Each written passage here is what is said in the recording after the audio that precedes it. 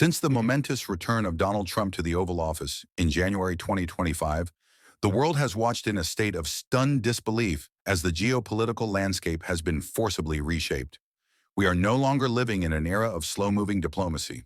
Instead, the United States has entered a period of rapid-fire, high-intensity military strikes aimed at several sovereign nations.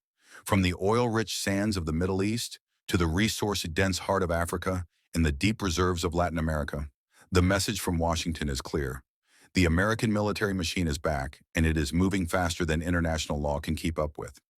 The most recent and perhaps most shocking escalation took place in Venezuela. This was not just a skirmish. It was a full-scale display of American air superiority that grabbed the world's attention like nothing else in this young administration. Picture this: 150 high-tech U.S. aircraft, a massive fleet of stealth bombers, fighter jets, and surveillance planes, descending simultaneously upon the Latin American country. The sheer scale of the deployment was designed to overwhelm, and it did exactly that. But it wasn't just about the hardware. In a move that legal experts are calling a flagrant disregard for international law and national sovereignty, American forces executed a snatch-and-grab mission that would have been unthinkable just years ago. They captured President Nicolas Maduro and his wife, Cilia Flores, in the heart of their own country. Within hours, they were flown across the ocean to the United States. Today, the leader of a sovereign nation and his spouse sit in an American cell, awaiting trial on terror and drug-related charges that Maduro has vehemently denied for years, claiming they are nothing more than a political fabrication to justify an illegal regime change. The human cost of this specific operation on Saturday, January 3rd, was devastating. While Washington was quick to report that no U.S. casualties were recorded, the reality on the ground in Venezuela was grim. Dozens of civilians and local soldiers were killed in the strikes, and the country's infrastructure, already fragile, sustained significant, lasting damage. But why Venezuela? The answer lies beneath the soil. Venezuela holds the world's largest proven oil reserves, and President Trump has been remarkably transparent about his mission there. He hasn't hidden the economic endgame. He has openly discussed a future where big oil companies move in, fixing the infrastructure and investing massive amounts of capital. To many observers, this doesn't look like a mission of liberation. It looks like a mission of extraction. But to understand the full scope of this 2025 doctrine, we have to look back at the trail that led to Caracas. Before Venezuela, there was Nigeria. On December 25th, Christmas Day, the U.S. launched a series of airstrikes on this African resource giant. The official reason provided by the White House was a necessity to target what they termed Daesh terrorists operating within Sokoto state. However, this operation didn't happen in a vacuum. It came nearly 2 months after President Trump made a public declaration that the United States would launch attacks in Nigeria specifically to protect Christian populations. While the Nigerian authorities attempted to save face by describing it as a joint operation with their own military, the unilateral nature of American power in the region has left many questioning who is truly in control of Nigerian soil. Nigeria was just the beginning of a renewed focus on the African continent. Somalia soon found itself in the crosshairs as well.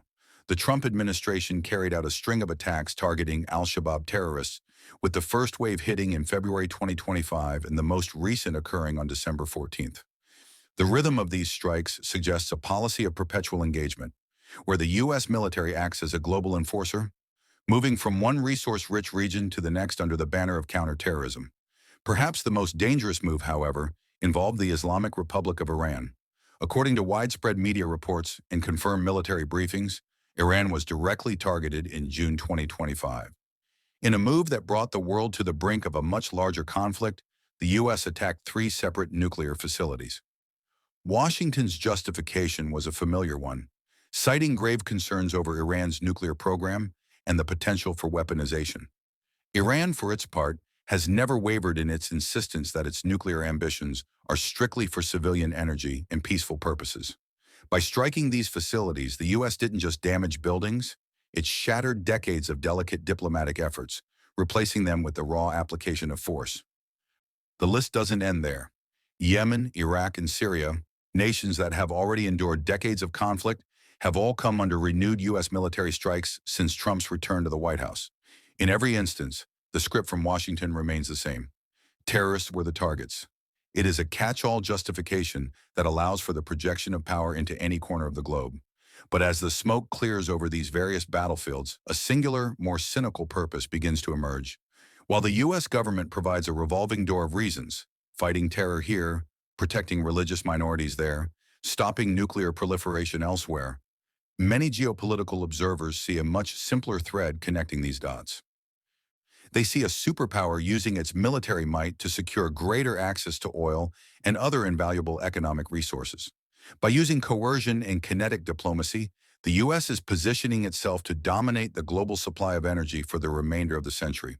Whether it is the oil of Venezuela and Nigeria, or the strategic geography of Iran and the Middle East, the 2025 doctrine is a return to a might makes right philosophy. It is a world where sovereignty is secondary to resource security, and where the lines between a military operation and a corporate merger have become dangerously blurred. As we move further into 2026, the question is no longer if the U.S. will strike again, but which resource-rich nation will find itself in the crosshairs next.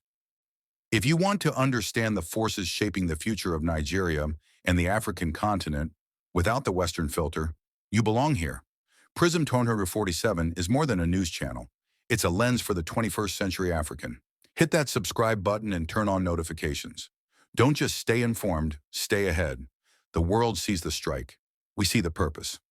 This is Prism 247. Join the conversation in the comments below. Is this security or is it a new era of resource colonization? Let's talk.